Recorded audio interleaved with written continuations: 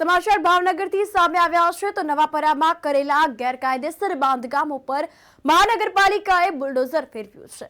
Bhavnagar મહાનગરપાલિકાનું estate વિભાગ નવાપરા વિસ્તારમાં ડોસલીના નાળા રોડ પર ત્રાટક્યું હતું તો ગેરકાયદેસર થયેલા બાંધકામો અને દબાણને પગલે કડક કાર્યવાહી હાથ ધરવામાં આવી હતી અને નવાપરા રોડ પર ડોસલીના નાળાવાળા રોડ પર ગેરકાયદેસર બાંધકામ કરેલા 6 બાથરૂમ 63 ઓટલા 1 ઓરડી 4 દિવાલ પર બુલડોઝર ફેરવીને બાંધકામો તોડી પાડવામાં આવ્યા હતા, જ્યારે 2 શેડ 6 પડતર લારી અને 1 બોર્ડ જપ્ત કરવામાં આવ્યું હતું। આ અંતર્ગત હવે પાલિકા એક્શન મોડમાં આવી છે અને દબાણકારોમાં આ બાબતે ફફડાટ ફેલાયો છે।